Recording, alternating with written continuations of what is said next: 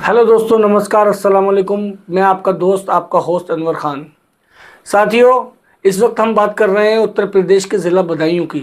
ज़िला बदायूं, जिसके बारे में कहा जाता है कि ये समाजवादी पार्टी का गढ़ है। हालांकि समाजवादी पार्टी द्वारा कई दशकों से लगातार बदायूं पे अपना वर्चस्व कायम रखने के बावजूद 2019 का चुनाव समाजवादी पार्टी बदायूं से हार गई थी। मुलायम सिंह यादव के भतीजे धर्मेंद्र यादव यहां से चुनाव लड़ रहे थे। उनके सामने स्वामी प्रसाद मौर्य की सुपुत्री डॉक्टर संघमित्रा मौर्य भाजपा के टिकट पर चुनाव लड़ रही थी और उस इलेक्शन में धर्मेंद्र यादव संघमित्रा मौर्य से 18,000 वोटों से वो चुनाव हार गए थे।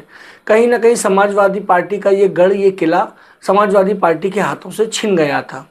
लेकिन साथियों, इस बार के चुनाव की अगर हम समीकरण देखें तो ऐसा लग रहा है कि समाजवादी पार्टी अपना ये गढ़, अपना ये किला भारतीय जनता पार्टी से वापस लेने के लिए पूरी तैयारी से जुटी हुई है।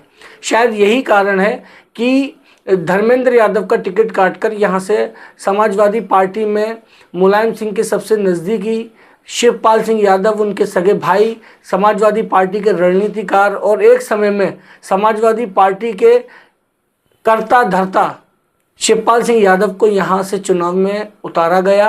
हालांकि अब ये खबर आ रही है कि उनके सुपुत्र आदित्य यादव ये चुनाव लड़ेंगे, लेकिन कहीं ना कहीं शिवपाल यादव का बदायूं से और ख़ास तौर से विधानसभा सहसवान से बड़ा गहरा नाता रहा है।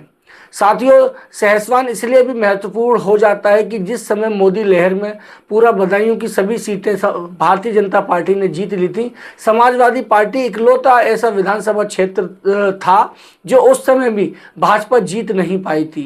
तो कहीं ना कहीं सहसवान एक महत्वपूर्ण भूमिका निभाता रहा है हमेशा समाजवादी पार्टी के लिए। साथियों, शिवपाल सिंह यादव ने समाजवादी पार्टी का जो बिगुल आज फूका है वो सहसवान से फूका है। और एक नई बात जो अब तक मीडिया में तो थी और सुगबुगाहट तो थी, लेकिन उस पर कोई मोहर नहीं लगी थी, आज स्वयं शिवपाल सिंह यादव ने भी उस पर अपनी स्वीकृति की मोहर लगा दी है। वो ये है कि शिवपाल सिंह यादव यहाँ से चुनाव न लड़के बल्कि उनके सुपुत्र आदित्य यादव यहाँ से चुनाव लड़ेंगे। साथियों, आज जो रैली हुई, हम आपको उसकी कुछ वीडियोस दिखाएंगे, किस तरह से भारतीय जनता पार्टी के चुनावी वादों की और चुनावी दावों के बारे में समाजवादी पार्टी के नेताओं ने भाजपा पर करारा प्रहार किया।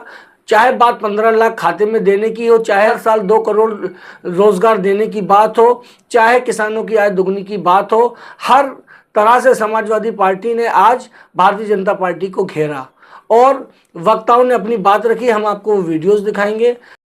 प्रस्ताव का समर्थन कर दिया तो फिर तो हमें तो सोते ही हट जाना चाहिए।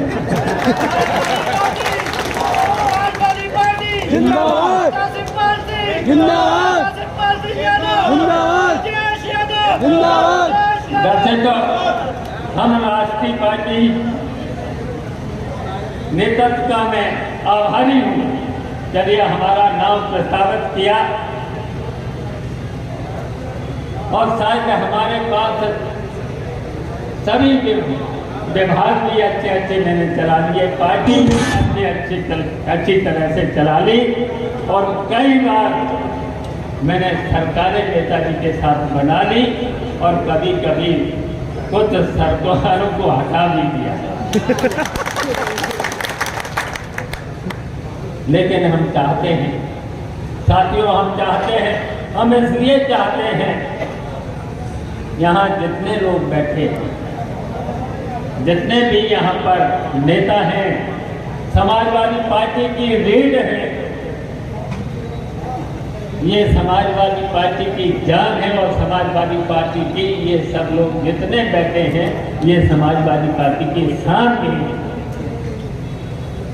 तो ये चुनाव तो आप लोगों के ऊपर है, आप चाहोगे उतनी जीत हो सकती है, लेकिन आपको मेहनत करनी पड़ेगी। जितने भी वादे किए थे, बहुत वादे कर दिए और बड़े बड़े अच्छे वादे कर दिए थे, लेकिन वो आज तक वो वादे पूरे नहीं हुए, एक भी वादा पूरा नहीं किया। आपको याद है सबसे पहले इनका नारा था अच्छे दिन हम लाएंगे, भ्रष्टाचार हम खत्म कर देंगे, किसानों की आय हम दोगुनी कर देंगे और प्रत्येक व्यक्ति के खाते में 15-15 लाख हम डाल देंगे और देश का जितना भी कर्जा है हम उसे कम कर देंगे। बताइए कौन सी चीज करी है इसमें से? कोई भी वादा पूरा किया है? आज इस देश का 5 गुना कर्जा बढ़ा है, 5 गुना कर्जा बढ़ा है। कितना झूठ कहा था मैंने, नौजवानों को 2 करोड़ नौजवानों को नौकरी दे देंगे। यहाँ पर अगर नौकरी दी होती, बीजेपी का full form Bharatiya Janata party नहीं, आज के समावेश में भारतीय जनता पार्टी होना चाहिए, क्योंकि इस पार्टी ने जितने भी अपने नारे दिए थे, जितने भी अपने वादे किए थे, एक भी वादा इन्होंने पूरा नहीं किया। याद करिए वो नारे। इन्होंने कहा था किसान की आय को दुगना करेंगे, इन्होंने कहा था कि नौजवानों को 2-2 करोड़ नौकरियां देंगे, महिलाओं के साथ जो उत्पीड़न है उसको खत्म किया जाएगा और भ्रष्टाचार जो है उसको खत्म किया जाएगा। आपसे मैं पूछना चाहता हूं, हमारे सामने बैठे साथियों, क्या आज इस प्रदेश या देश के अंदर भ्रष्टाचार खत्म हुआ है? क्या भ्रष्टाचार खत्म होने की जगह और ज्यादा बढ़ नहीं गया है? आप बता दीजिए। याद करिए जब समाजवादी की सरकार थी, यही भारतीय जनता पार्टी वाले छाती पीट पीट के कहते थे कि गुंडा राज बढ़ गया। आज इन सरकारों द्वारा जो आंकड़े आते हैं, अगर आप आंकड़े उठा के तुलना कर लोगे तो आप देखोगे कि अगर गुंडा राज कहीं बढ़ा है तो ये भारतीय जनता पार्टी की सरकार में सबसे ज्यादा गुंडा राज बढ़ा है, क्योंकि कोई लगामी नेताओं की नहीं है। आज जिनको आपने विधायक बना दिया बीजेपी के लोगों को, जिनको सांसद बना दिया, वो तो जीवन में कभी नहीं सोचे थे कि अभी विधायक या सांसद बनेंगे। उन सब नेताओं ने आपके बीच में आए और आप लोगों से ये बात कही, भ्रमित किया गया कि साहब मोदी जी के नाम पे वोट दो, आप योगी जी के नाम पे वोट दीजिए। तो मैं आप सबसे पूछना चाहता हूँ, आज बदायूं के जो विकास की स्थिति है, जो विकास समाजवादियों ने किया था, क्या वो विकास आज वहीं का वहीं रुक नहीं गया? क्या जितनी सड़कें जो आदरणीय धर्मेंद्र यादव जी के नेतृत्व में समाजवादी सरकार में बनी थी, आज उसमें एक ईंट भी भारतीय जनता पार्टी में नहीं लगा। स्थिति तो ये है कि आज हम लोग कहीं भी पूरे लोकसभा में चले जाएं तो कहीं भी आप चले जाना, जो शिलान्यास का पत्थर होता है अगर आप देखोगे तो उस पर सिर्फ और सिर्फ अखिलेश यादव जी का नाम होगा, या फिर आपके विधायक रहे ओमकार यादव जी या ब्रजेश यादव जी का नाम होगा, अन्यथा किसी और नेता ने इस क्षेत्र में काम नहीं किया। ये बात सच है कि सहसवान की अगर हम विधानसभा की बात करें तो आपकी बहुत बड़ी जिम्मेदारी। 7 तारीख को जब मतदान का दिन होगा, 5 तारीख को चुनाव प्रचार बंद हो जाएगा। भारतीय जनता पार्टी प्रयास करेगी अपने प्रशासन से भी, जो पुलिस फोर्स यहाँ लगाया जाएगा। आप याद रखना, सहसवान वो विधानसभा है जहाँ मूलतः जो हमारे वोटिंग की बात सुन रहा था और मैं यहाँ के प्रभारी जी हमारे आदरणीय चाचा वीरपाल सिंह यादव जी, माफ करेंगे जहाँ भी बैठा हूँ, नाराज हो गए तो इनकी गुस्सा नहीं देख पाएंगे। मैं सभी यहाँ आए अतिथियों का, राज्यपाल जी का सबका स्वागत करता हूँ और अपनी उस पूरी टीम को बधाई देता हूँ, धन्यवाद देता हूँ, जिन्होंने पिछले 3 दिन में कंधे से कंधा मिलाकर आप सबको यहाँ न्योता देकर बुलाने का काम किया। मैं चाचा जी आपको बता दूं कि यहाँ पे आज जो लोग बैठे हैं ये पब्लिक के लोग नहीं है, ये सब लोग अपने अपने बूथ के नेता हैं। और जब इतने सारे नेता इकट्ठे हो गए तो मुझे लगता है कि आदरणीय चाचा हमारे वीरपाल सिंह यादव जी ने जो कहा वो सब हम लोग पूरा करने का काम करेंगे। अगर आप लोग की इजाजत हो तो जो प्रभारी जी ने कहा मैं आपकी तरफ से वादा कर दूं, नहीं यार हाथ कम उठ रहे हैं। अरे पिछली बार जीते थे 15,000 वोट से और मन कर दोगे राशिद तो 3 गुना आराम से हो जाएंगे। बताओ करें ना करें? कर दें? ईमानदारी से बताओ। अभी भी नहीं, तीसरी बार पूछ रहा हूं मैं।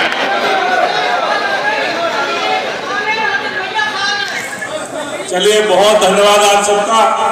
और उसमें मेरी भी कहीं जरूरत पड़े, आज से जब यहाँ से आप लोग जाएं तो ये मत सोचना कि आदित्य यादव गांव में आए या नहीं आए। ये मत सोचना कि आदरणीय शिवपाल सिंह जी आपके गांव में आए नहीं आए।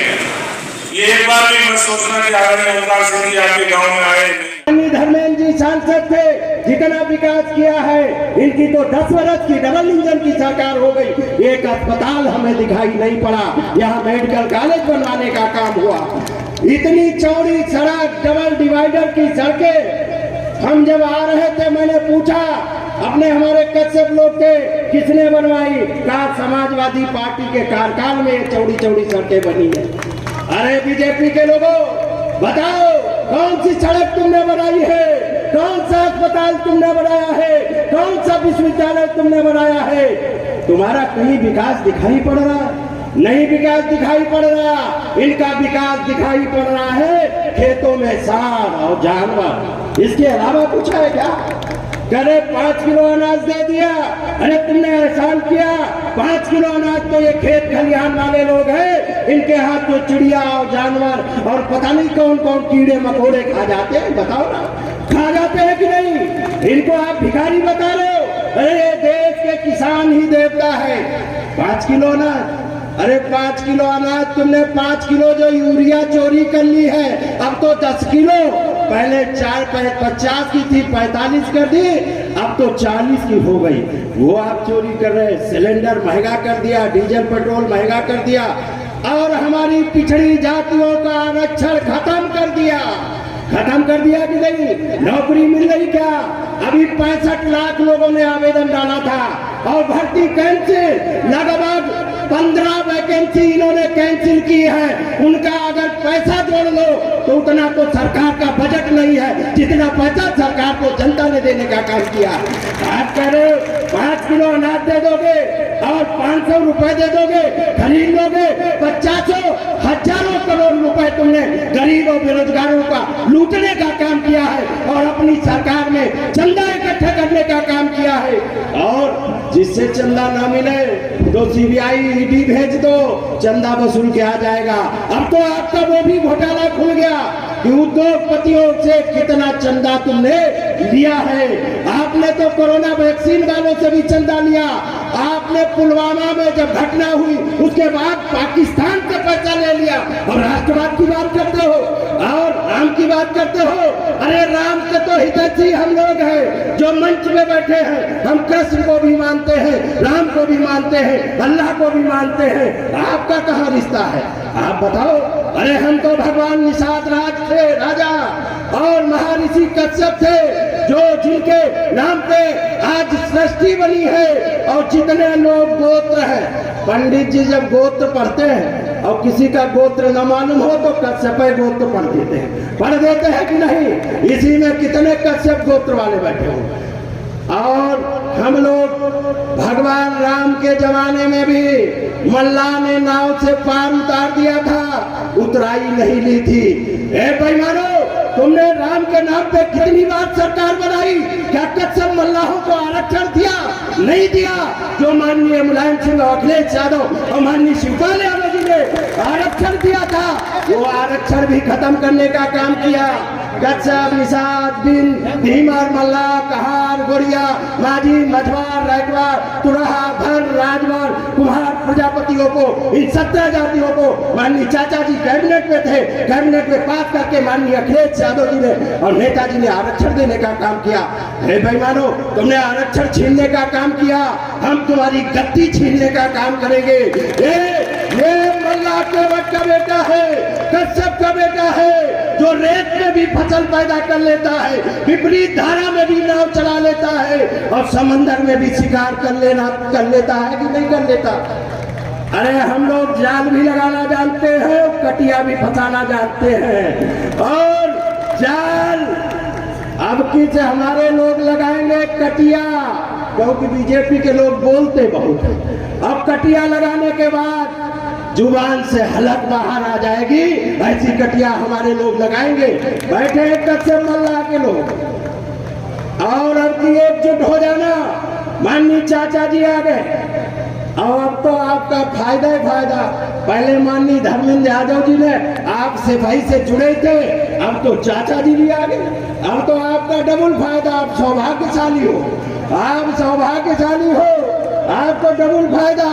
इसलिए मैं कहना चाहता हूँ, ये बीजेपी वालों, अब भरमजाल नहीं चलेगा जो आप फैलाते थे अफवाह। ये तो यादवों की पार्टी है, तो यादवों की पार्टी तो राजपाल कश्यप कहाँ से आए, जुगुल वाल्मीकि को कहाँ से मंत्री बनाया गया, रामाचरण विश्वकर्मा को कहाँ से मंत्री बनाया गया। और आपको बताओ, रामाचरण विश्वकर्मा, लीलावती कुशवाहा और कितने लोगों को सांसद और राज्यसभा विशंबर निषाद से लेके बनाने का काम किया। सभी जाति वर्ग धर्मों की पार्टी है तो समाजवादी पार्टी है। ये चौहान साहब बैठे हैं, इनकी पार्टी बताई जाती कि इनकी सरकार चल रही, कोई इंस्पेक्टर हैसियत में है पोस्ट कराने की, किसी की सरकार नहीं है, ये उद्योगपतियों की सरकार है। इसलिए गलत फहमी में मत पाल लेना। बीजेपी बातें तो अच्छी करेगी, लेकिन जिस दिन काम लेके जाओगे उस दिन आपकी हैसियत पता लग जाएगी कि बीजेपी कितनी बुरी है। इसलिए मैं आप सब लोगों से अनुरोध करना चाहता हूँ, हमारे नेता माननीय अखिलेश यादव जी, माननीय मुलायम सिंह यादव जी, माननीय शिवपाल यादव जी ने टिकट का वितरण इतना अच्छा किया, 3 साख के दिए हैं अगल बगल। क्या साक्तों को, मौर्यों को सम्मान समाजवादी पार्टी ने दिया, इसी जगह वो एक पार्टी थी महान दल, उसको भी 2। एक चीज़ जो आज लोगों ने समाजवादी पार्टी के बारे में और शिवपाल सिंह यादव के बारे में नोटिस की कि वो अपने रिश्ते किस तरह से निभाते हैं। आज वो अपने पुराने साथी, पुराने दोस्त, समाजवादी पार्टी के जिला सचिव रह चुके, नगर पालिका से पूर्व कई बार सभासद रह चुके और नगर के बेहद प्रतिष्ठित व्यक्तियों में गिने जाने वाले खलीक अहमद खां के यहाँ भी आज शिवपाल सिंह यादव का काफिला अपने पुराने रिश्ते निभाने के लिए पहुँचा। लोगों को जब ये पता चला कि शिवपाल सिंह यादव स्वयं मिलने के लिए आए हुए हैं तो वहाँ पर लोगों की भीड़ लग गई। वहाँ पर ज़ोरदार तरीके से गुलाब के फूलों की बौछार करके उनका स्वागत किया गया और शिवपाल सिंह यादव बड़ी आत्मीयता के साथ और आदित्य यादव बड़ी शालीनता के साथ आज अपने पिता के पुराने दोस्त, पुराने साथी रहे खलीक अहमद खां से मिले।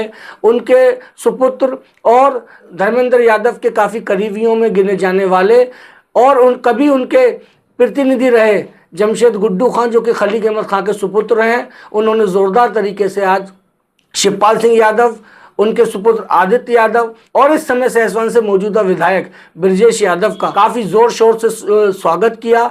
उन सबको शॉल उड़ाकर सम्मानित किया गया। स्मृति चिन्ह के तौर पर उनको डायरियां भेंट की गई। काफ़ी आज उनकी वहां पर चर्चा रही कि इस तरह का प्रोग्राम, जिस तरह से शिवपाल सिंह यादव आज अपने पुराने दोस्त से मिले और एक पुरानी बातें उन्होंने, काफ़ी वहां पुराने किस्से शेयर किए गए, किस तरह से यहाँ पे उन्होंने चुनाव अब तक लड़ाए, किस तरह से जो लोग उनके साथी थे आज, क्योंकि वो भी अब उम्र के उस पड़ाव पर हैं कि उनके जाहिर सी बातें, उनके वो साथी भी उम्र के उसी पड़ाव पर हैं, तो वो पुरानी बातें, पुराने किस्से उन्होंने याद किए।